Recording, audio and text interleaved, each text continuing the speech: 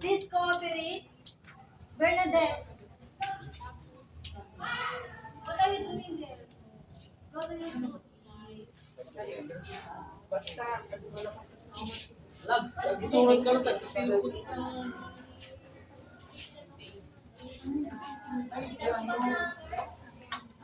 Let's go.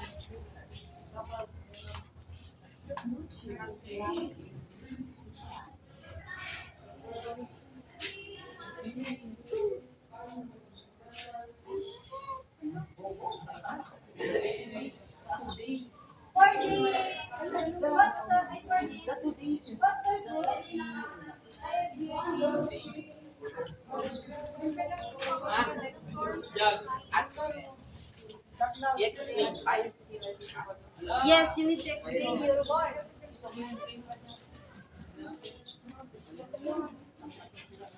Yes, simple explanation. We're just kidding around.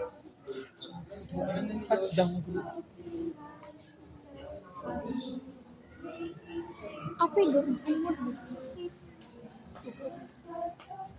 Tumardaan.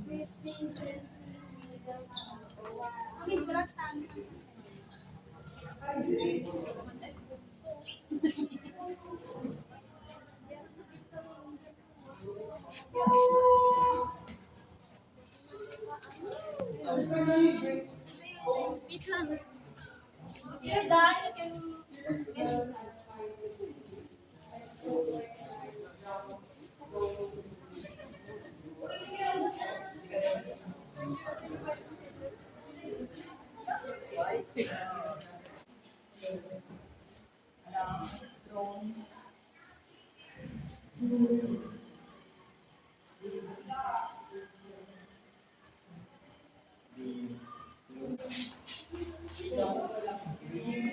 Stars big and wide, cloudy clouds that touch the light, floating eyes and so blue, making shapes for me and you.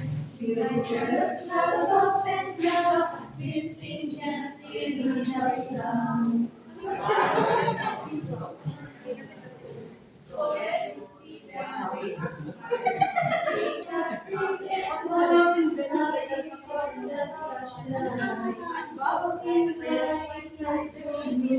Making shapes for me and you. The stars up and round. Okay, final answer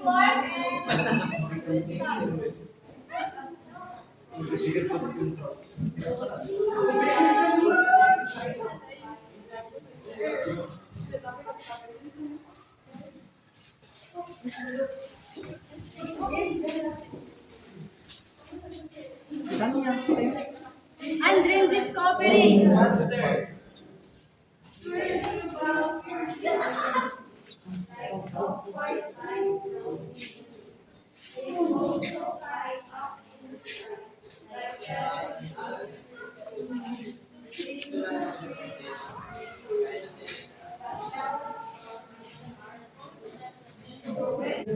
Are you done? Okay, let's begin. But before that, may I...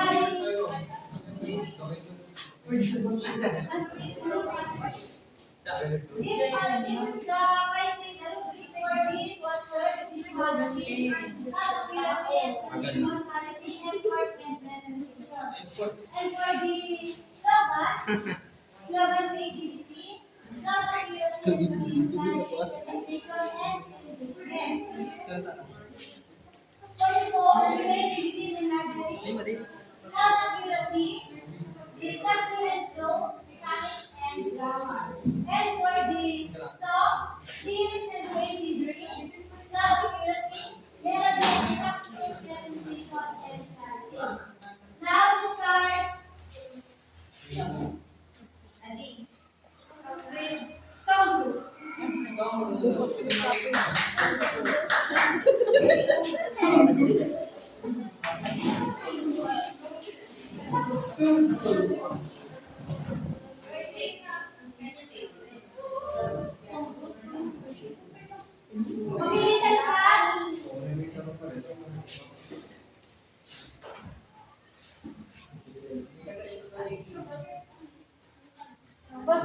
Pastor Group, living on.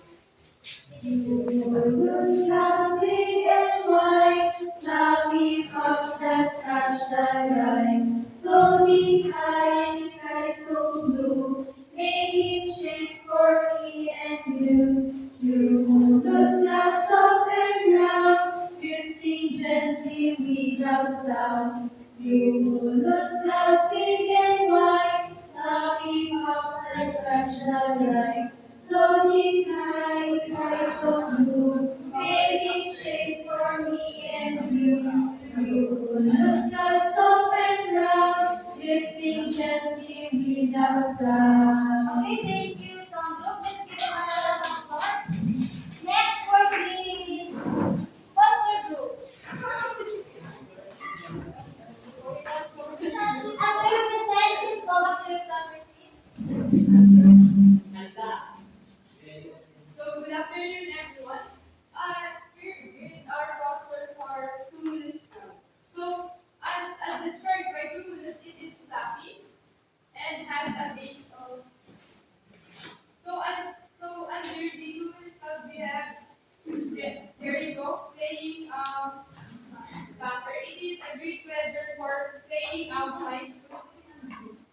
Okay, thank you, Foster Group. Let's give them a round of applause. How about the Flower Group?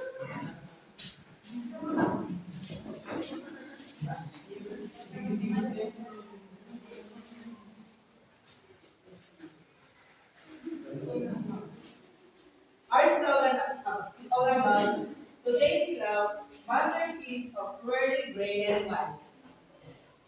Gray and white because we saw Sirius and Cumulus. Okay, that's great. Let's give them a round of applause. And how about the Foster Group? Okay, good afternoon, everyone. We are the two main goals um, about the serious clouds. Cirrus clouds. Cirrus clouds are high and thick, like soft white lines floating in the wind. They blow so high up in the sky, like feathers slowly drifting by. They do not bring us rain or snow, but tell us storm may start to brew. So when you see them way up high, a change is coming to the sky. Okay, let's give them a round of applause. For the song group, they got 18 points, Monster 19 points, Laban 17 points, and the Phone 17 points. So, okay, I know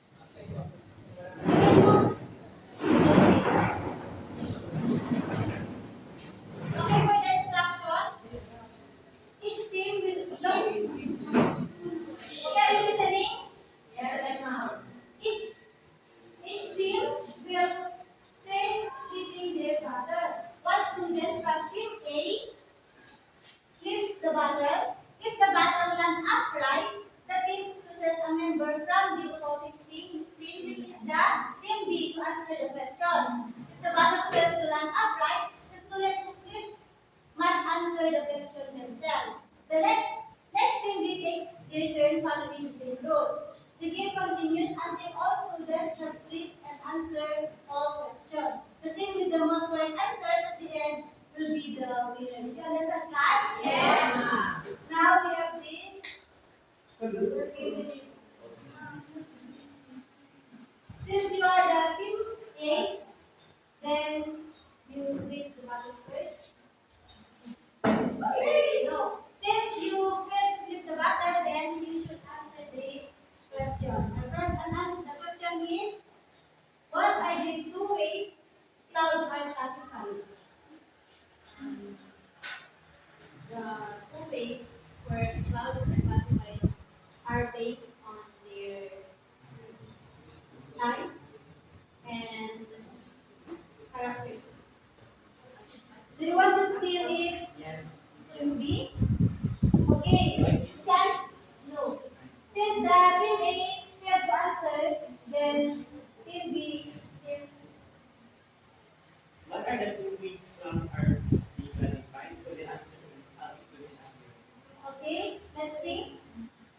Is attitude and appearance. So, next member. Please, now it's your turn to click the button. Okay, since you failed to click the button, you answer the question. What are the three altitude levels used to classify clouds? We have high, medium, and Okay, very good. Next, we still.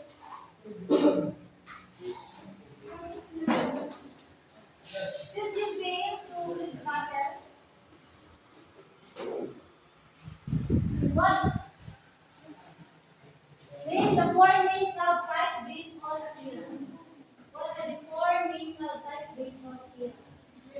Cirrus, nimbus, cumulus, and stratus. Okay, very good. Next one. Yes, Bernadette. You read the back. Answer the question, Bernadette. Which cloud is responsible for thunderstorms? Nimbus pa. She correct? Nimbus. Next. Yes.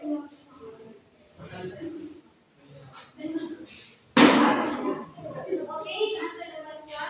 How do clouds help meteorologists predict upcoming weather?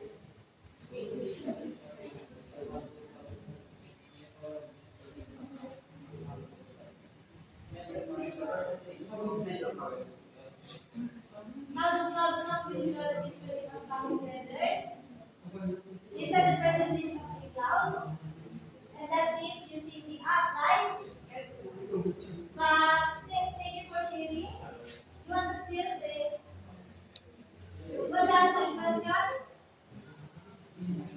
Okay. How do clouds help meteorologists predict upcoming weather?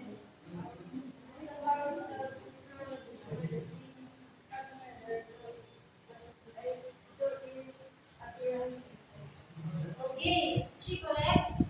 They help meteorologists to forecast weather. Next, click the button, Joanna.